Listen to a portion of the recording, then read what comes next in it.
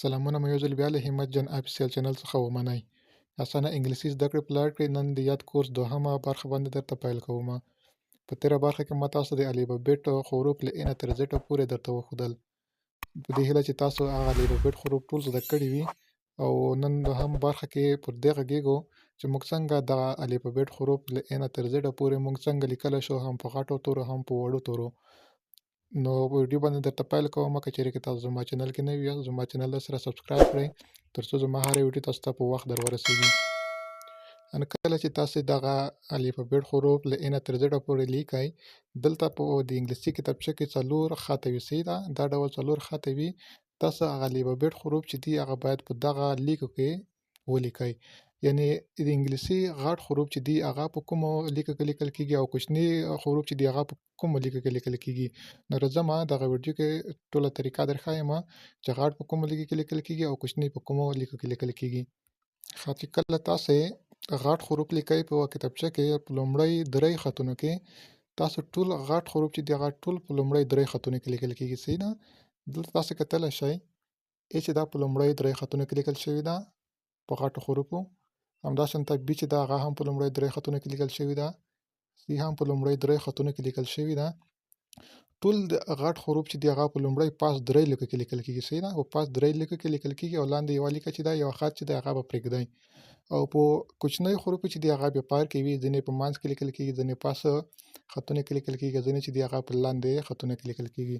نو دلته ما تاسو ته ټوله طریقه درښودلې ده، نو بیا هم درته ښیمه په دغه ویډیو کې چې کوچني توري او په کومو خطونو کې لیکل کېږي، پاس لیکل کېږي، منځ کې او که لاندې. نو تاسو به لومړی A چې لیکئ په غټو حروفو په پاس درې کې به ولیکئ، په کوچنیو حروفو چې لیکئ په منځ دوو خطونو کې به یې ولیکئ صحیح ده.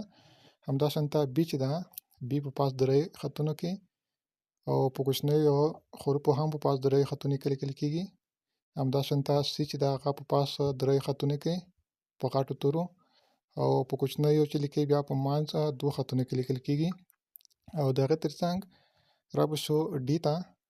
D هم په غټو تورو په پاس دریو لیکو یا خطونو کې لیکل کېږي او په کوچنیو چې لیکئ بیا دغه هم په پاس دریو خطونو کې لیکل کېږي.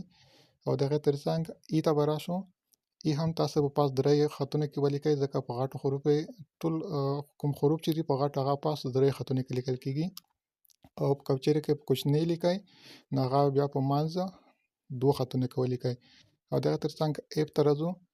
F په پاس دریو کې لیکل کېږي او په کوچنی چې لیکي په لاندې دریو کې لیکل کېږي صحیح ده. دلته یو څه غلطي راغلې ده، نو F په لاندې درې خطونو کې لیکئ.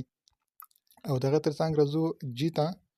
G په غټو پاس دریو خطونو کې لیکل کېږي او په کوچنیو چې لیکئ لاندې درې خطونو کې لیکل کېږي صحیح ده. پاس به یو خط پرېږدئ لاندې درې خطونو کې به یې ولیکئ. او همداشانته H ته راځو. H دواړه هم په کوچنیو هم په غټو په پاس درې کې لیکل کېږي. I ته راځو. I چې دی په غټو حروفو پاس درې کې لیکل کېږي او په کوچنیو چې دی هغه په منځ دوو خطونو کې لیکل کېږي. او راځو M ته.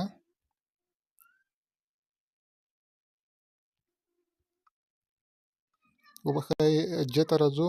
J چې تاسو لیکئ په غټو په پاس دریو کې به یې لیکئ او که په کوچنیو لیکئ هغه په لاندې دریو کې لیکئ. همداشانته K هم په پاس دریو خطونو کې لیکل کېږي او په کوچنیو چې لیکئ بیا په منځ دوو خطونو کې لیکل کېږي. L په پاس درې خطونو کې لیکل کېږي، هم په غټو هم په کوچنیو صحیح ده.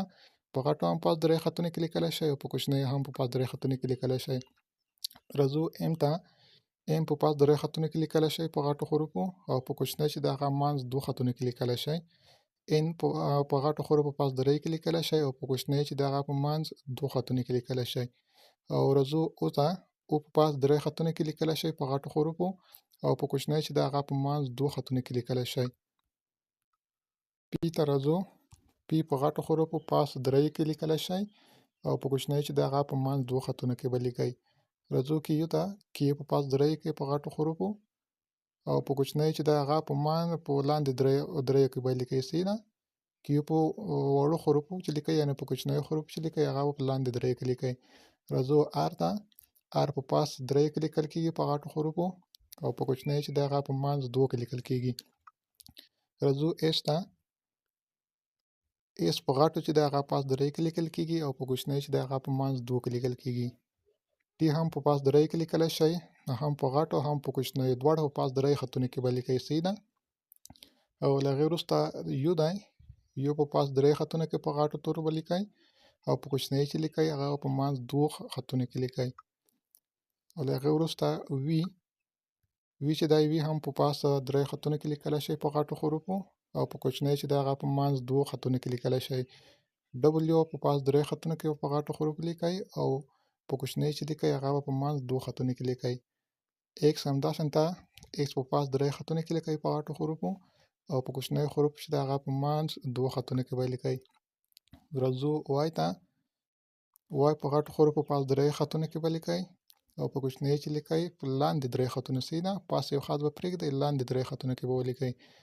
زیډ چې دی هغه په غټو حروفو پاس درې خطونو کې ولیکئ، او په کوچنیو چې دی هغه به په منځ دوو خطونو کې ولیکئ. نو غټ حروف چې دي له A نه تر Z پورې ټول تاسو په پاس درې خطونو کې به لیکئ. صحیح ده. یعنې لاندې یوه خانه به پرېږدئ، یو خط به پرېږدئ، او پاس درې خطونو کې به ټول په غټو حروفو چې دي غټ حروف ټول په پاس درې خطونو کې لیکل کېږي. خو په کوچنیو حروفو چې لیکئ هغه بیا پار کې وي، ځینې په منځ، ځینې پاس او ځینې لاندې کې. تاسو ته مو دغه ټوله طریقه دغه ویډیو کې در وښوده، په دې هیله چې دغه ویډیو دقیقه وګورئ او تاسو خپله پریکټس یې تمرین پرې وکړئ. ډېره زیاتې ولیکئ کتابچه کې تر څو ورسره بلد شئ. نو په دې طریقه تاسو کولی شئ له A نه تر Z پورې همدغه الفابېټ حروف چې دي دغه ولیکئ او ښه دقیق یې زده کړئ. نو دغه وه د اسانه انګلیسي زده کړې دوهمه برخه. نو د درېیمې برخې لپاره موږ ته اجازه راکړئ. تاسو ته ښه وختونه.